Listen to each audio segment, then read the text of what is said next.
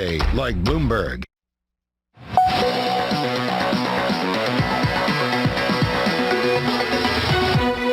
23 seconds away from the opening bound this morning. Good morning to you. Equity futures elevated by 0.9% on the S&P. The Nasdaq flying again, up by 1.4%. On equity futures coming into Thursday after the close on Wednesday, down about 0.5%. No real drama. There's your opening bound. Switch up the board and get to the bond market. Yields look a little something like this, down 3 basis points on a 10-year, sub 360, 358 on a 2-year.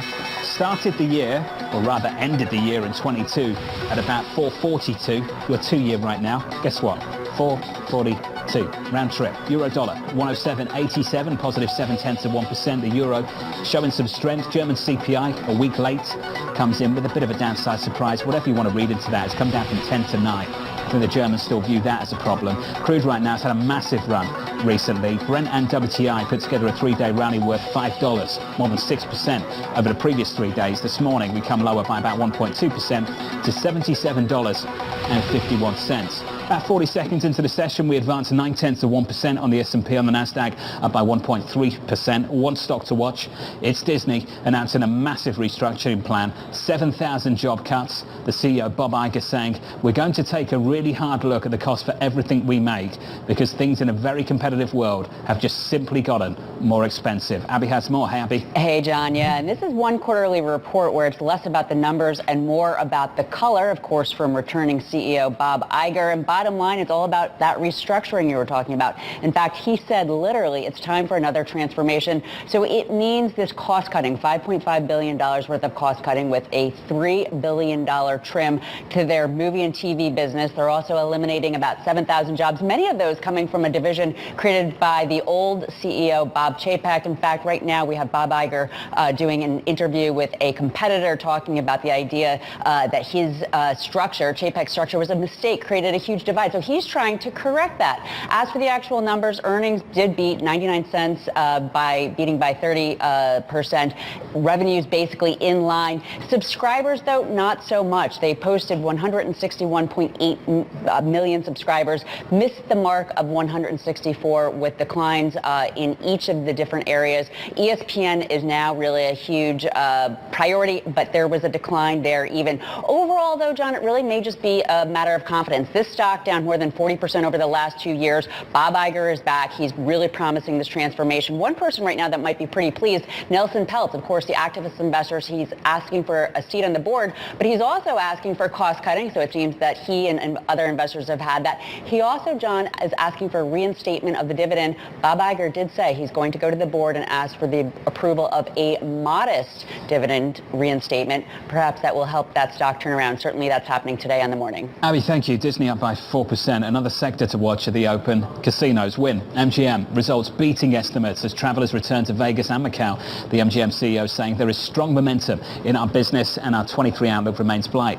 Kaylee has more. Hey, Kaylee. Hey, John. Yeah, both of these stocks up 6% or more here in the first few minutes of trading after, as you said, they topped expectations. Revenue coming in ahead of estimates. Mind you, they both still reported losses per share. So this is a recovery we're talking about. We aren't fully there yet, but specifically in China, the picture is getting a lot better because remember, Macau, the gambling enclave, made up a huge portion of these companies' revenues pre-pandemic.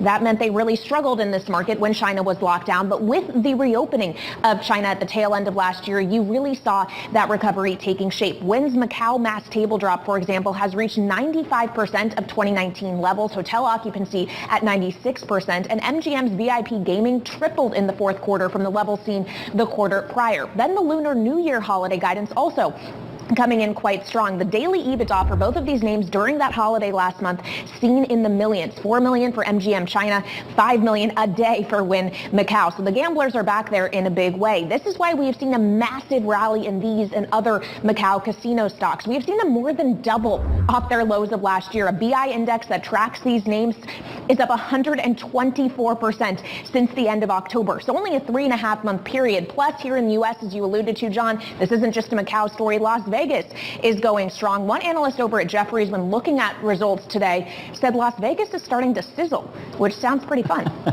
Some of those moves have been phenomenal. Katie, that does sound fun. Katie Lyons, thank you. Let's turn to tech.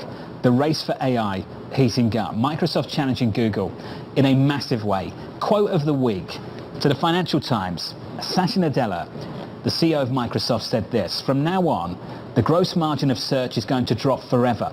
There is such margin in search, which for us is incremental. For Google, it's not. They have to defend it all.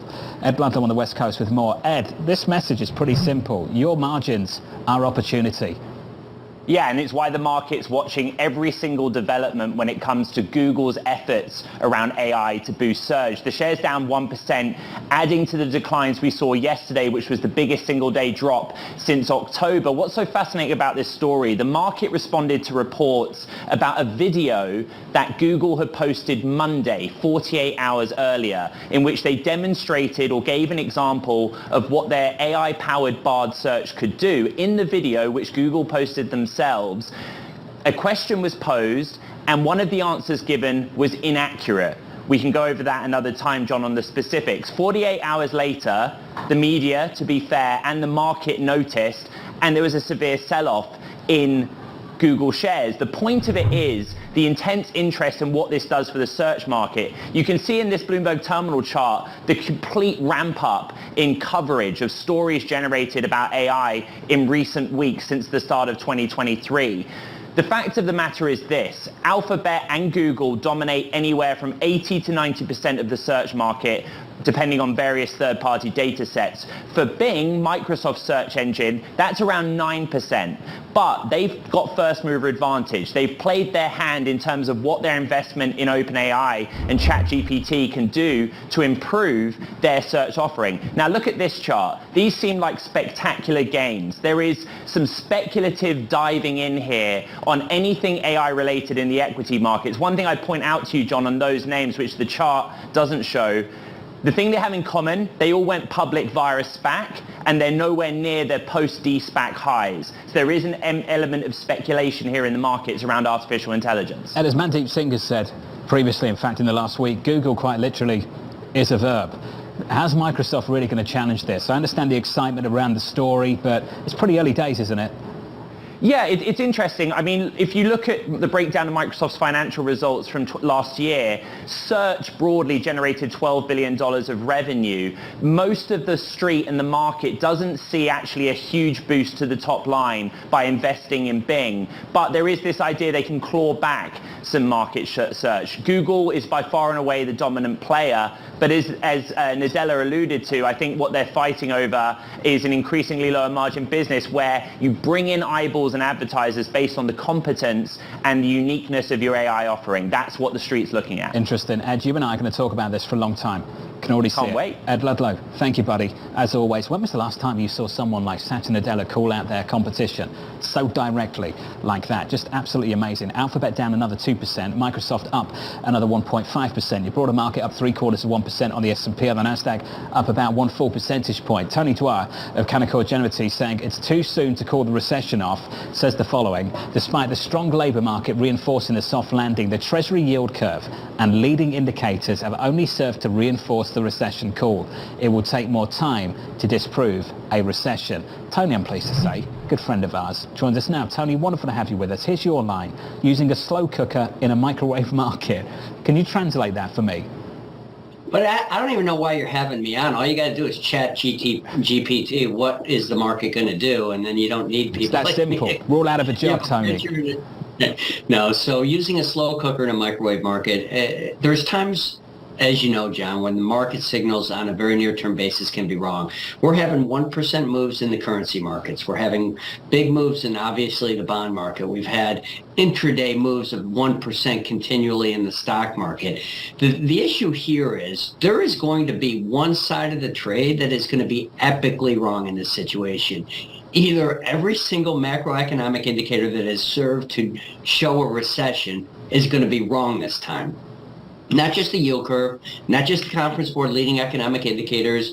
2 days ago, the Federal Reserve released the senior bank loan officer survey. You've never been at this level of tightening credit standards without going into a recession. So unless all of those are wrong, It's just a matter of time before you have enough duration to have the higher interest rates really impact economic output. Tony, I know you often look to fixed income for some kind of signal to credit and try and understand what it might mean for equity. Credit spreads have been aggressively tighter to start the year. Then in sovereigns, you've got this deep curve inversion, 2s versus 10s, which has dropped to about negative 85 basis point.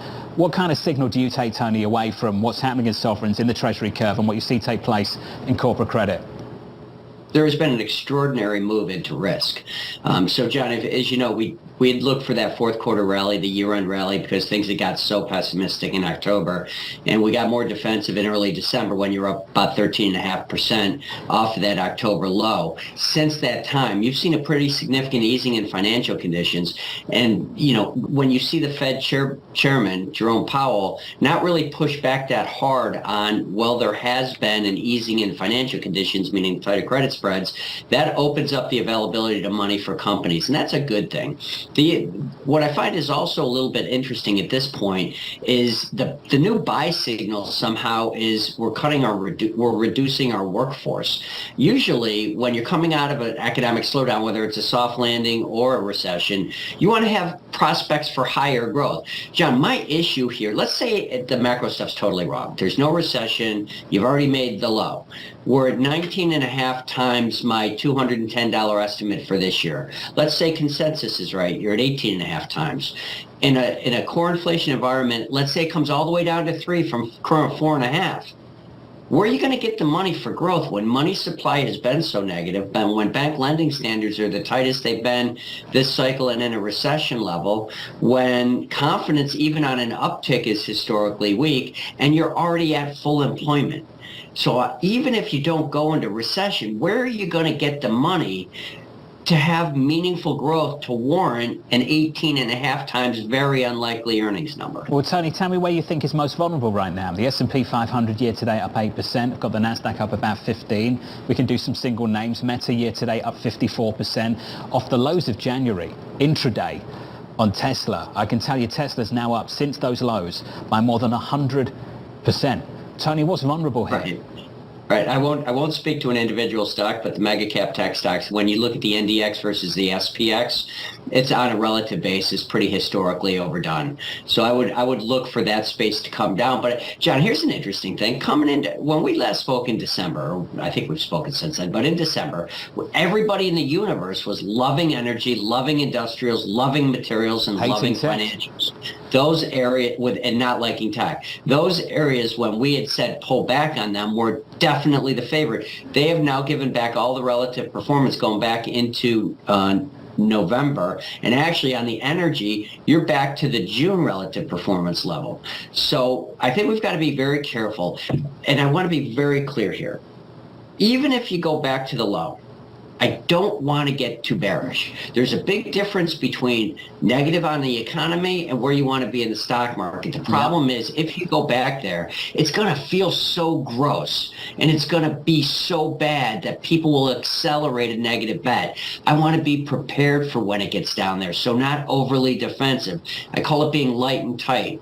Maybe lighten exposure if you're an investment partnership or you have the opportunity to raise cash without a big negative bet, and a little bit defensive because it can all get hit, right? You're going to go down. If you have a recession, the cyclicals are going to get hit on top of the NDX companies that have led. Light and tight sounds like a workout, Tony. You know that.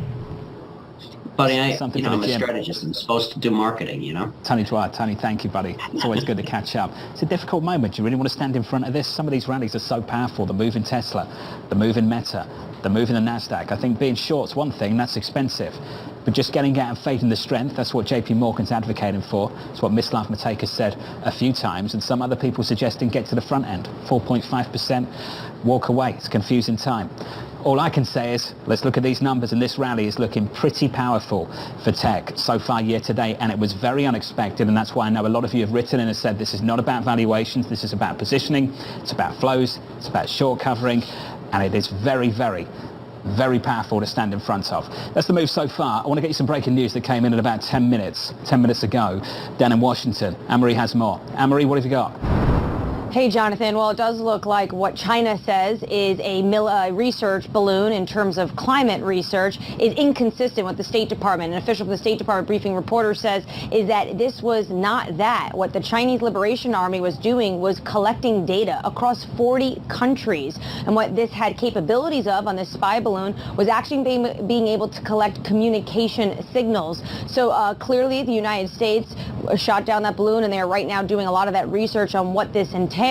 And they are also doing research and discussing all of this with their allies, Jonathan, because right now what you are seeing is an inconsistency from Beijing, and also the fact this might trouble Xi Jinping because it may make more countries weary of China in terms of their economic policy as well as their intelligence gathering. AMH, thank you. On the latest in Washington, about 15 minutes into the session, we advanced 6 or 7/10% on the S&P. On the Nasdaq, up 0.8%. Credit Suisse down and down hard through most of today. Coming up, Credit Suisse posting a pretty grim quarter. The results are unacceptable, obviously, and that's why we created a new strategy, transformation program, to create a new Credit Suisse, much more focused, simpler, built around client needs. That conversation still ahead.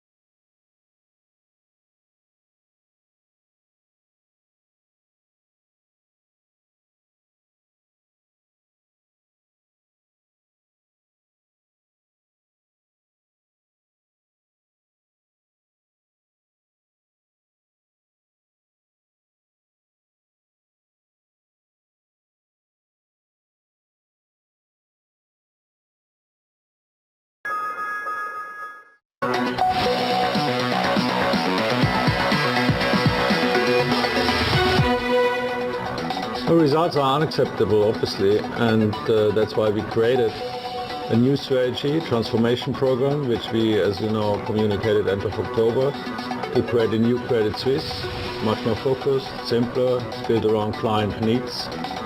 in the midterm very profitable, and we are executing at pace.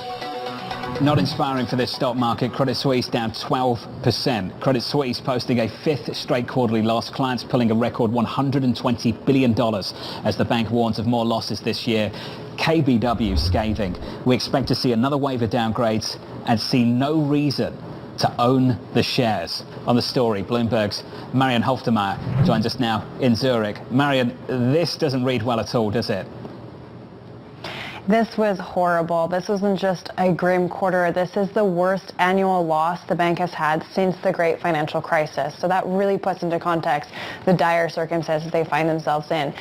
And what's worse, and what was arguably more shocking to investors and analysts, was this huge outflows that you mentioned, $120 billion. That is just phenomenal and unprecedented at this point. And the effect of that is, you have this bank, and you heard Uli Kerner, the CEO, speaking earlier, this bank whose strategy is underpinned by being focused on the wealth business, and that very business is in jeopardy right now. So, Marion, they've got to hold on to clients.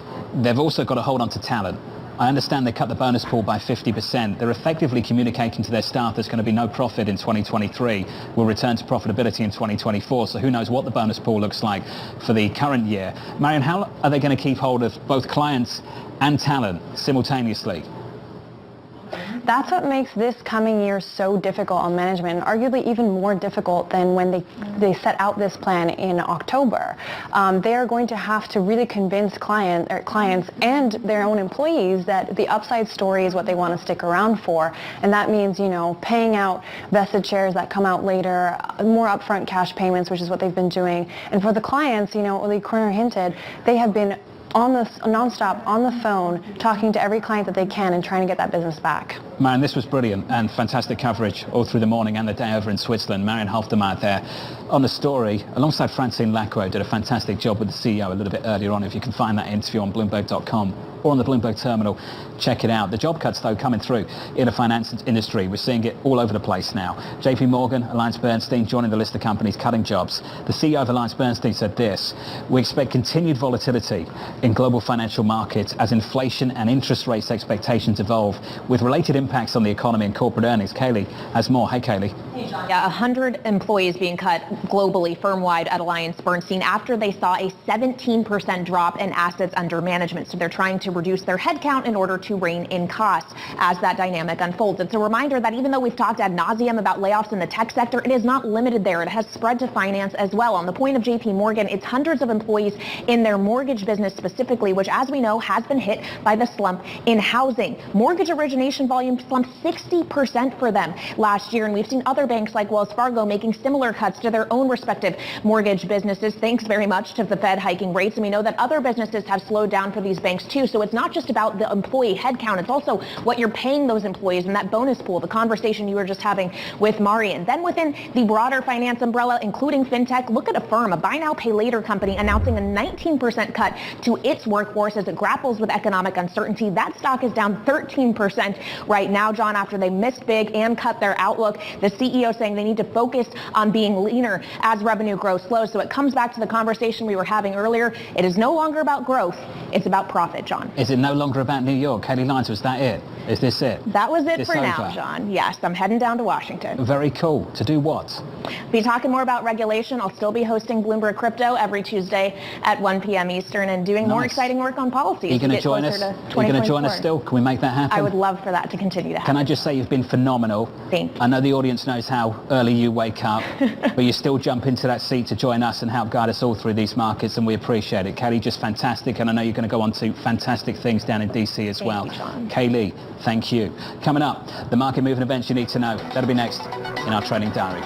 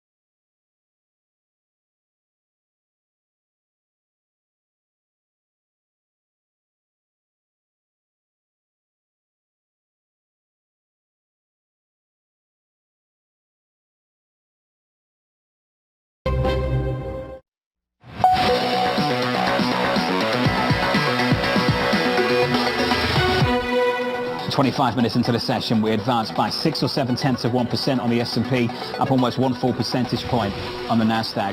That's the price action. Let's get you the trading diary. Coming up, President Biden discusses healthcare at 1:30 Eastern Time. Lyft reporting results after the closing bell. Uber numbers earlier this week, pretty decent. More Fed speak coming from Waller, Harker on Friday. And then the UMich Consumer Sentiment Survey to close out the week and get you to the weekend. From New York City, that does it for me. Thank you very much for choosing Bloomberg TV. We'll get you to the weekend tomorrow and look ahead to CPI. And on Valentine's Day, that's the next big stop for this market. This market so far, though, looking pretty decent. Good luck for the rest of the trading day. This was the countdown to the open. This is Bloomberg.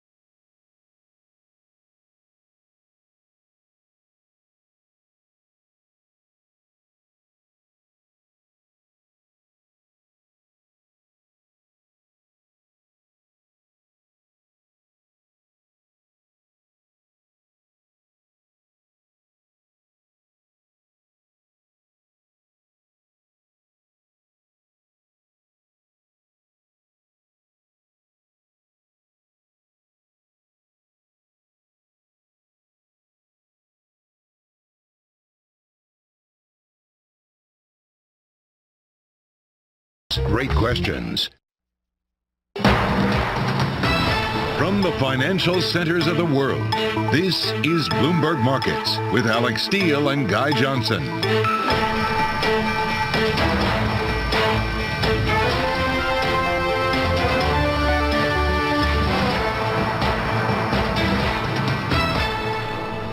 It is 30 minutes into the U.S. trading day, Thursday, February 9th. Here are the top market stories that we're following for you at this hour. Layoffs versus economy. So Disney, the latest company to cut its workforce. While jobless claims really hold up, when does the economy feel that pain? And turbulence ahead. You got 3 industries all in transition. We're going to get the view from the C-suite with Duke, Philip Morris, and Vestas CEO. And invert like the 80s. The 210 spread sees the widest inversion since 1981, usually a recessionary signal. Markets just take it in stride. From New York, I'm Alex Steele with my co-host in London, Guy Johnson. Welcome to Bloomberg Markets. Take it in stride. I should say, have a nice rally. The S&P is up 0.6, the Nasdaq 100 up a full 1 percentage point. Absolutely. The financial condition story keeps easing. Equities keep pushing higher. I do think equities are, by and large, though, at the moment.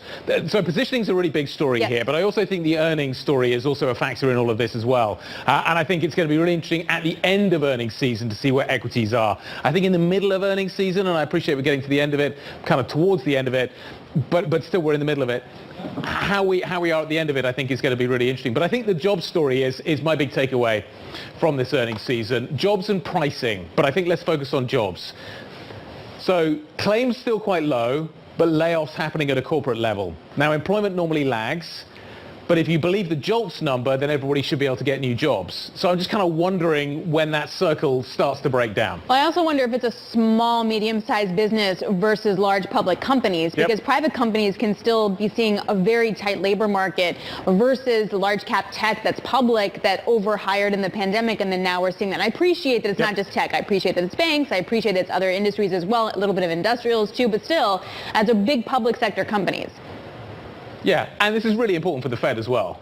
How we answer this question is going to be super important in terms of ultimately how far rates go. Powell was addressing that earlier on this week, wasn't he? He was talking about the strength in the labour market. The Bank of England's been giving testimony today.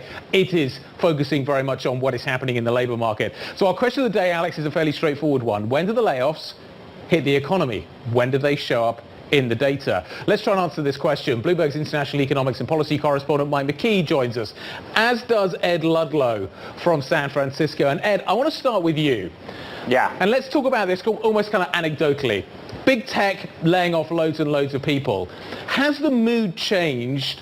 Are we seeing this at a micro level in and around San Francisco already, and that will ultimately kind of expand out over time? Are these tech layoffs impacting the local economy? Not necessarily. And, Mike's going to talk about how, the headline or the announcement of layoffs doesn't necessarily materially show up in the jobs data. And at least anecdotally on Bloomberg Technology, what we hear from lots of employers, large tech companies and others, Siemens being one example on the big tech side, and venture capitalists on kind of the more micro end, is that actually many of these people are able to find new jobs very quickly. The job count in terms of layoffs announced, we're already above 80,000 or so year to date. I appreciate we're only 5 weeks into the year. However, they're a tiny proportion of what jobs were added throughout the pandemic period. So a big part of this story is undoing the bloat. And you look at the specific roles cut, many of those people have cash. They are well tenured. They have a high degree of stock compensation. And a lot of the big companies are giving pretty significant severance packages as well. So, Mike, does that mean, so are we going to see a different labor market for, say, private, small, medium-sized businesses versus large cap publicly traded companies? Like, is that my takeaway? It is to a certain extent correct, because what we're seeing is smaller companies are now better able to hire because the big companies aren't sucking them all in. Are they like hiring tech workers? We're seeing, well, if tech workers at startups and things like that. And I had one tech company CEO tell me everybody is a tech company these days because they've all got websites, they've all got stuff to maintain. So people who were getting hired by the big companies are now available for smaller companies. But the biggest thing about all of this is the fact that the number of jobs, the number of layoffs we've seen, they are starting to spread outside of tech, but the number of layoffs we've seen so far is remarkably small compared to the overall size of the labor market. You look at the labor market churn, which is the number of people who go from unemployed to employed versus employed to unemployed, and those are millions on the axes there, on the y-axis, and the people who switch jobs, the yellow line there, is over 15 million. That's just what happens month to month. And so each month we're seeing that kind of volatility, and then it all gets smoothed out, and we look at what the net change is. But if you want to look at what's going on with tech, you look at those two numbers again of unemployed to employed and employed to unemployed, and the number of tech jobs where people are unemployed is very, very small compared to that overall number of churn. Okay, Mike, let me come at this from a different angle. We see a headline that Disney is going to lay off 7,000 people. What I want to understand is how that affects people's behavior, because that is a more instant reaction, and that's going to impact my desire to go out and spend money on discretionary items. Is there, what is the evidence to suggest that you see a headline, Disney lays off 7,000 people, and you think, well, my job could be at risk, and as a result of which, I'm going to slow down my spending? And is that the quicker effect you get from the headlines that we are flashing across the screens right now talking about these layoffs? People's behavior changes. Well, that's what we're waiting to find out. We haven't seen it so far. Tom Keene was telling me earlier that I need to emphasize the fact that you must tune into this program tomorrow at 10 a.m. for the University of Michigan survey numbers. Yes, and so wow. we will bring that to you, and we'll see if people are starting to feel bad about it. So far, the layoffs aren't widespread enough across the country. So much has been concentrated in tech, and then of course. If you live in Waukesha, Wisconsin, does Disney matter to you? They don't have a park or a movie studio in Waukesha, Wisconsin. So it takes a while for that kind of thing to bleed into the economy. And as long as we're also hearing stories that people can get jobs right away, it's not going to be as much of a psychological issue. It's when you get the broad layoffs in the auto industry or people like that, that you see people start to really think, well, maybe I've got to start worrying about my spending because it could be coming my way. Yeah, so, tune into our show tomorrow at 10 a.m. Tom Keene's teasing it. Hey, Ed, doesn't it matter, though, why these companies are actually laying off the workers? Yes.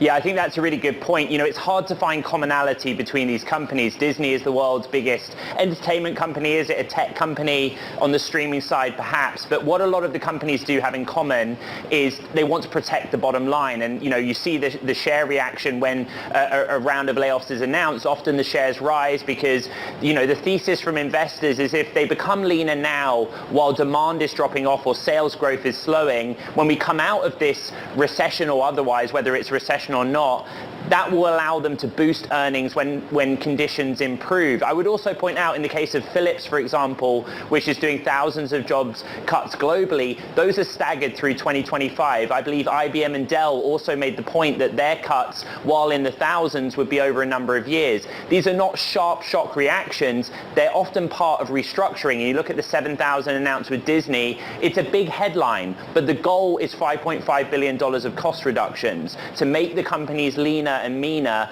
And actually, again, you couple with that with the idea that you put up the chart showing what they hired, the levels they hired at through the pandemic. These cuts don't reflect anywhere near a big proportion of actually the bloat that was caused 2020 through the beginning of this year or the end of 22.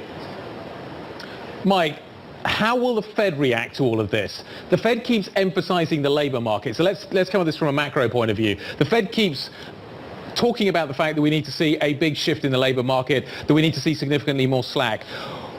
Will it be seeing what it wants to see right now? Would it be anticipating more? The answer to the first question is no, they're not seeing what they want to see right now, but yes, they are anticipating more. They don't think that they can get interest rates over 5% and leave them there for the whole year, which is what their operating plan is at the moment, without unemployment going up. They're looking for something over 4 to maybe 4.5%, which would be about 1.5 million jobs. And we're not seeing that in any measure at this point. Jobless claims went up by 4,000 last month, and they're still under 200,000. So the impact isn't hitting in the labor market. Now the question arises, because this is such an unusual situation coming out of this pandemic, Are we going to have to see that many layoffs in order for inflation to come down, or is inflation somewhat exogenous to what's been going on in the labor market? And that's going to be the real question as 2023 goes on. We're going to be watching the inflation numbers, but also the jobless numbers, and see if they track as the Fed thinks they are. I was going to add one point to what Ed was saying. Some of these companies are saying we're laying off thousands of people because we're doing restructuring, but by this time next year, our headcount will be higher because we'll be hiring people in a different segment area where we think we can make money. Is this time different, though? Always makes me nervous, guys. I'm not going to lie. Okay, thank you so much, Mike, Ed. Really appreciate all the insight. Coming up, we're going to discuss more on the question of the day. When do layoffs hit the economy? And what do you do about that? Samir Samana of Wells Fargo Investment Institute will be joining us next. This is Bloomberg.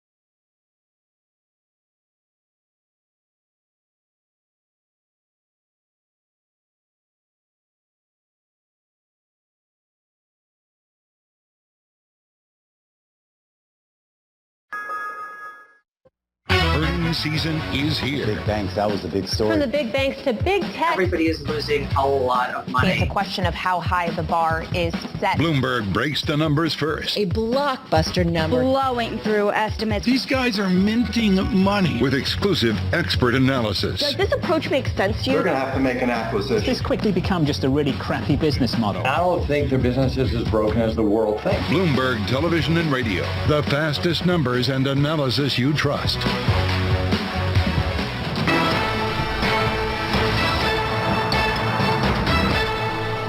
There's not yet much evidence, in my judgment, that the rate hikes that we've done so far are having much effect on the labor market. And we need to bring the labor market into balance. So that tells me we need to do more. How much more? I don't know for sure. That was Minneapolis Fed President Neel Kashkari speaking in the Boston Economic Club yesterday on the job market. That brings us to the question of the day. When do layoffs hit the economy? We keep getting announcement after announcement, and you're not seeing it reflected in the underlying data to a certain extent. Samir Samana, Senior Global Market Strategist at Wells Fargo Investment Institute, joins us now. So basic question, does it and when does it affect the economy?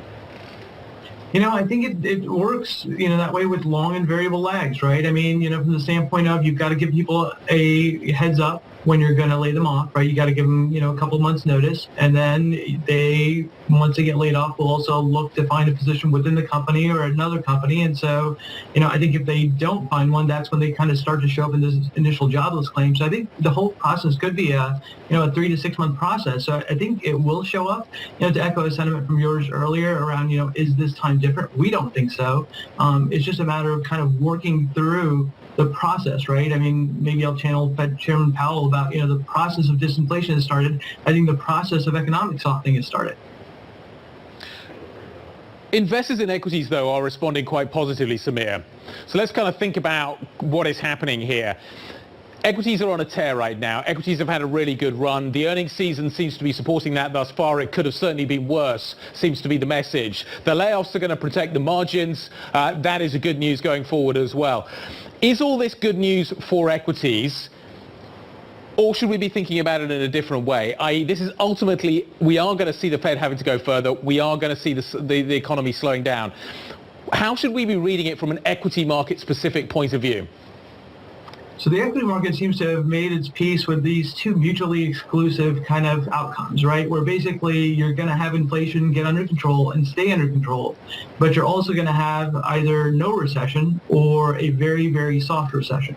Those two things to us are mutually exclusive. So the market at some point has to decide which one of those is more probable. The camp that we're in is that inflation does get under control. It does require the Fed to stay resolute, maybe even go further, and it probably leads to a recession that we think will be at least moderate.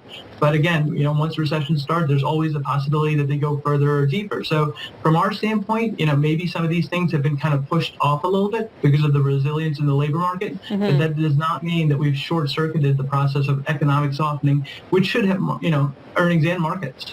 So for the market, do you feel like the rally that we've seen and the support is short covering versus actual real fundamental buying? I keep hearing that FOMO is a thing still. You still remain skeptical, as you're saying, a few months out, a couple quarters out, but right now it's a FOMO situation.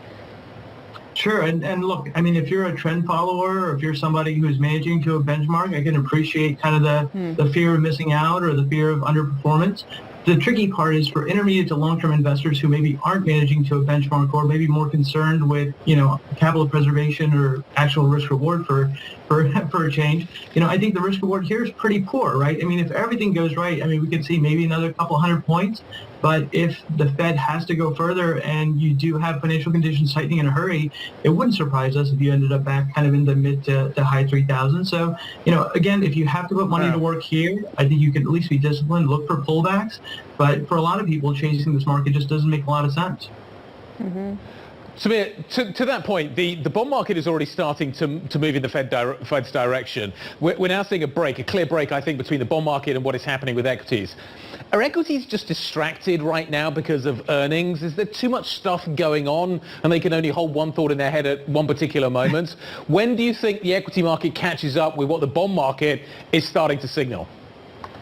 I think the more speculative the asset class, probably the shorter the time horizon. So I would say bonds probably have a longer horizon than equities, which probably have a longer horizon than something like, let's say, crypto. So for those reasons, and you guys have done a great job of talking about the market structure changes like 0 days till expiration options and what have you. Look, I think there's a lot of participants who really aren't looking past maybe the end of the day.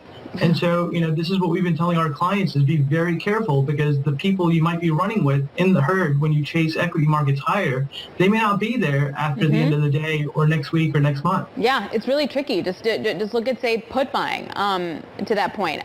Hey, before I let you go, 210 spread, widest since 1981.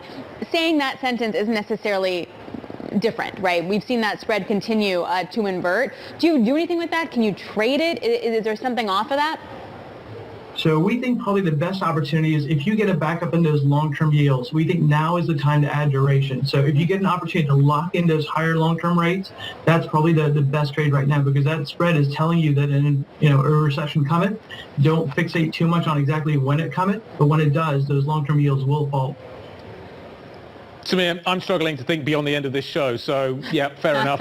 Samir Samanana of Wells Fargo Investment Institute. Great stuff. Thank you very much indeed. Still ahead, Trian Partners confirms the Disney proxy fight is over. They basically got what they want. More on the changes that Bob Iger is making at the company, the startups to follow. This is Bloomberg.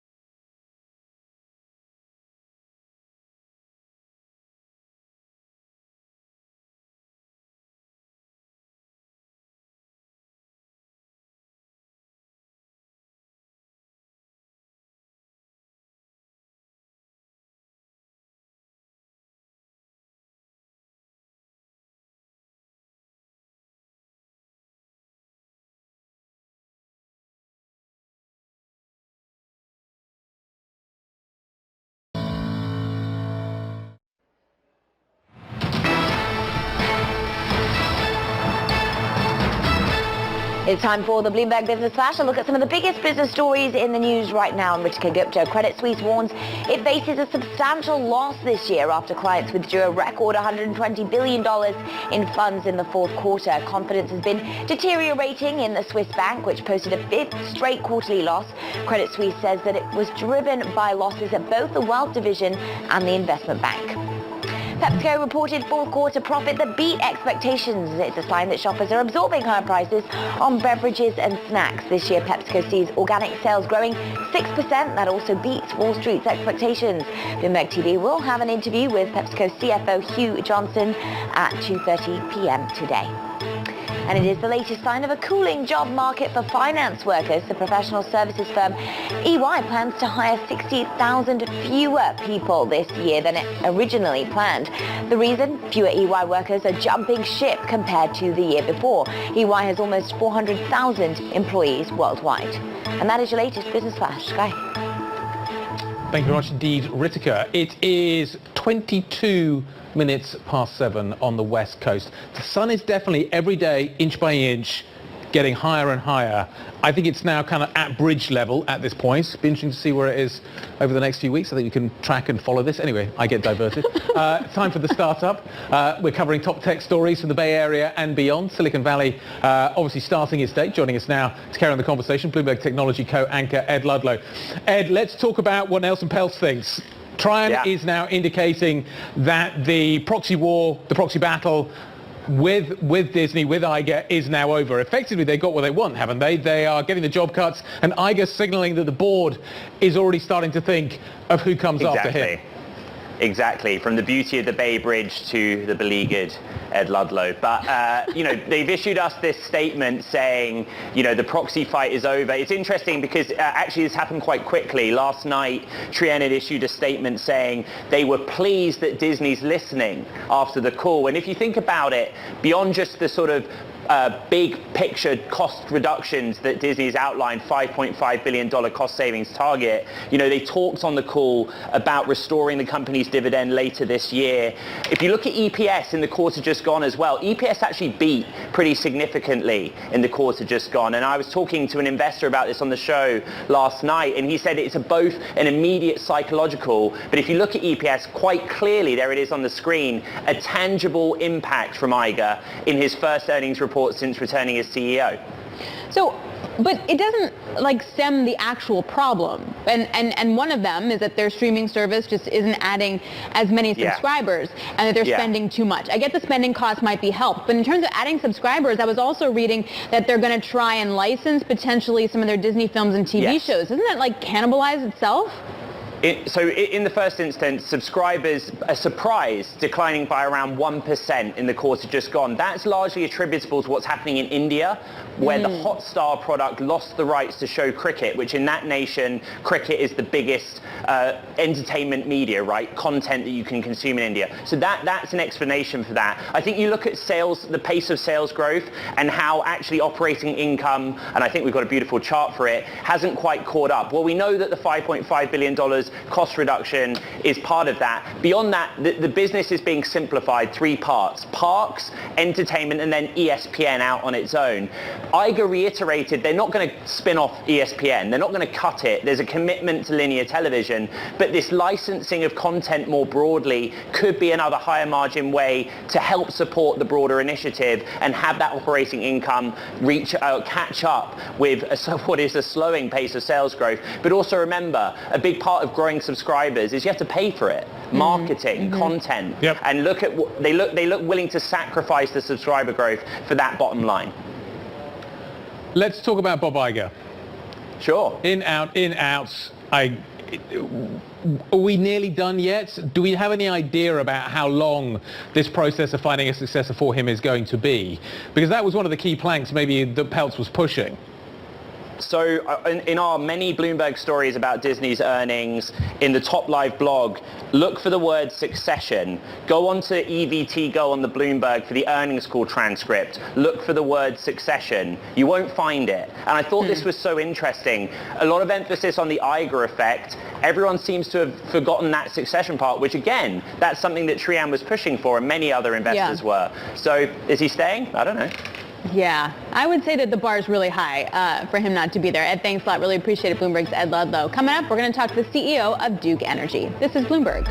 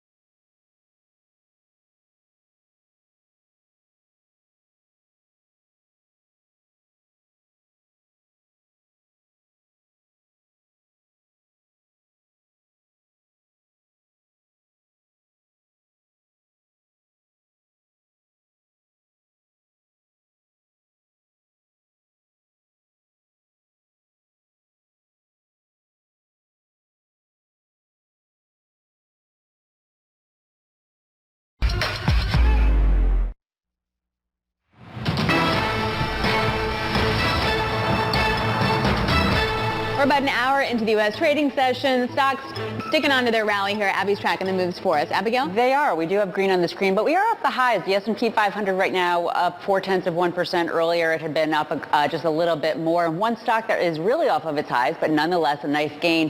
Disney, it's up 1.8%. This, of course, after they put up a very strong quarter in terms of earnings, but more importantly, the commentary out of the newly reinstated CEO Bob Iger in terms of restructuring, $5.5 billion worth of cost savings, 7,000 jobs being taken away. A piece of that. Also, Nelson Peltz, of course, now dropping his proxy war. He basically received everything that he wanted on last night's call, the cost cutting, and Bob Iger also saying that he's going to seek board approval to reinstate a modest quarterly dividend. Now, as for that NASDAQ 100, up modestly today, up about 0.6%. This week's roller coaster ride seems to be continuing as we have investors treading water to some degree ahead of next week's CPI report. This is a chart, not of my own, but of Steven Meyer over at Bank of America, B of A, the head of technical analysis over there. It's a bullish chart. He's making the case that we are seeing a bullish reversal, a weekly double bottom to the upside confirmed, and that even though we have the RSI higher, that RSIs can go even higher, that we're not overbought, and that the NASDAQ 100 is likely to go higher. This is a different way of looking at some of the NASDAQ 100 charts that we've looked at in the past that have also suggested that more gains for stocks may just be ahead. As for some other stocks outside of Disney today, other earnings movers on the morning, we have PepsiCo up 1.8%. They put up a very strong quarter. Sales in particular rising by more than 11%. Organic sales very strong, so it seems as though folks want their Frito-Lay and their Gatorade and probably their Pepsi too. Ralph Lauren, a good quarter, up 3.7%. They also talked about the idea that they are continuing to raise the average price, that there's strong enough demand for that. So that doesn't really sound so much like a recession. So we continue to have these interesting signals back and forth. MGM, a strong quarter, up 8.1%, strength in both Las Vegas and Macau. They beat sales by 7.4%. Affirm Holdings, not so much though, plunging down 18%. They missed and they also guided to the downside. Speaking of Affirm Holdings, they also are laying off about 19% of their global workforce. This is a trend. We haven't really been talking about it, but in terms of financial workforces, we've also had more minor cuts at JP Morgan, AllianceBernstein, 100 or more jobs, 4% of their total, but there's Affirm, 500 jobs, 19% of the total, not really taking as much energy as some of the tech jobs that we've been hearing about, those cuts, but we are certainly seeing it in other sectors as well. And then finally, we have the 210 spread. Well, we are carving out a new low. We're now, I believe, closer to 82 bips, the lowest we've been since October of 1981. It's hard, Alex, to know how to interpret this because this signal in history, I think every time in the past, it has been followed by a recession. So then that brings us back to this question of we have a lot of data that suggests that it doesn't seem likely that a recession is happening, but this kind of a tell, I wouldn't bet against it. So then it goes back. Soft landing, hard landing. Right now, stocks probably saying soft landing. All right, Abigail, thanks very much. Really appreciate it. Also, yeah, we've ignored that inversion for a while. Let's get back to earnings here. So Duke Energy shares are down by about 1.5%. The company maintained its outlook for the year. It did take a $1.3 billion impairment charge in its commercial renewable business, which is trying to sell. I sat down with Lynn Good, Chair, President, and CEO earlier this morning, and I asked her why that impairment charge was so large. The impairment was the result of a number of things, Alex, and if I could just talk for a moment. As you noted, we made a decision to sell the business in November of last year. As we looked ahead at the extraordinary amount of capital in our regulated business, we thought it was the right moment to step back strategically and really evaluate who's the right owner for that commercial business so that it can be positioned for growth as well. But in connection with that decision, we recorded an accounting adjustment. And because of the earnings profile of renewables, where so much of the income recognition occurs early in the life of the asset as a result of tax incentives, yet you're depreciating those assets over their life. If you make a decision to exit before the end of the life, you've kind of set yourself up for an impairment. So this is just an accounting adjustment, and I think the important thing to note is that we're moving forward. We expect to be able to close these transactions by the end of the year and still feel like it's the right strategic decision for the commercial business and also for the great opportunities we have in our regulated utilities. Just on that point, Dominion also had to do the same thing. And I'm wondering if across the board, do you feel like utilities are overvaluing the renewable assets? And how do investors need to think about that? I understand you're going to sell it, but in the medium term. I don't think of it as being overvalued. It's really an accounting convention, Alex. I think the value of the assets representing carbon-free generation that's going to be generated over many, many years and an important part of the clean energy transition is really where the focus should be. And that's what our focus is as we think about this transition. And we continue to build a lot of renewables within our regulated business as we pursue the clean energy transition, the scope of which is going to bring more renewables into the portfolio over time. Okay, so it's not a renewable thing, it's an accounting thing, just to be perfectly clear on that. Okay. Accounting adjustment. Okay, I just want to also ask about the power outages that you guys had right before Christmas. There were about 500,000 due customers. You had some hardware problems, some frozen instrument issues at power plants, and some software issues. Can you talk us through what you learned from that and what happened?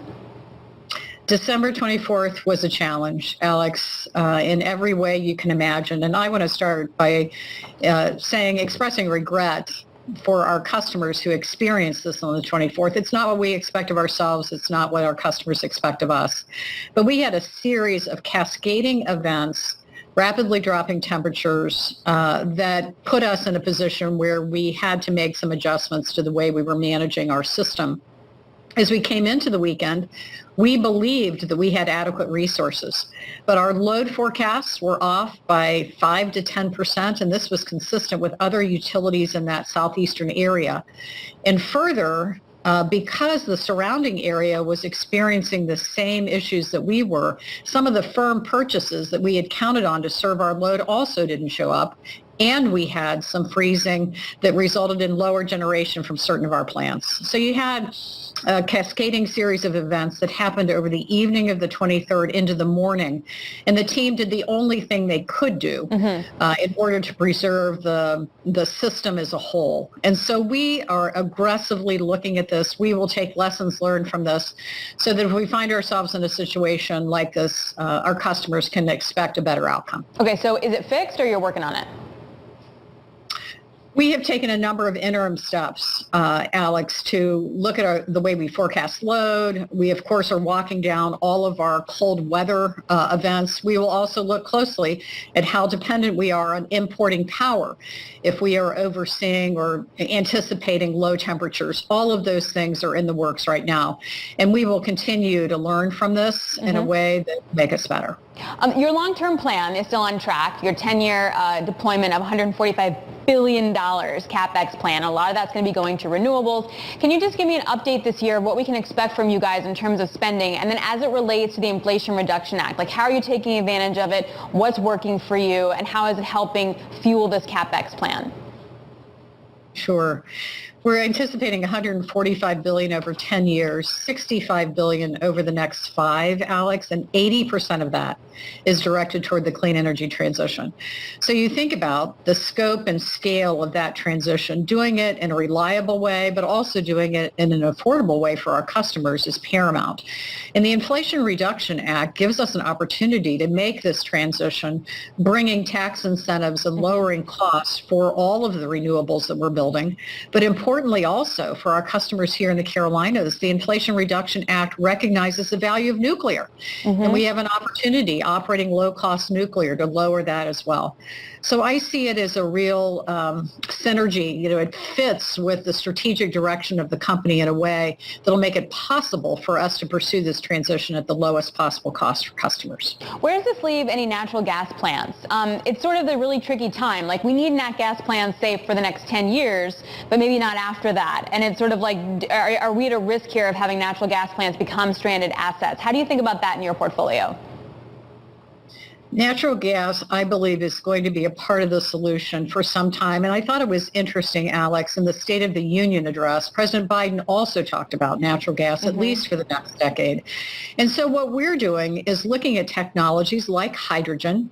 We're looking at carbon capture. Are there technologies that can be introduced in that decade of the 2030s that would take advantage of that gas infrastructure and also the capability that a natural gas plant supplies to reliability so that we can continue to operate the assets. So a lot of work is going on in hydrogen, carbon capture, renewable natural gas, all of these technologies that have the potential to lower the carbon footprint of natural gas. That was my conversation with Lynn Good, Duke Energy Chair, President and CEO. So I thought that what she was saying about natural gas was interesting because their portfolio eventually, Guy, is going to look something like this. Wind and solar is still just going to be 25% of their portfolio. The bulk of it, and I mean like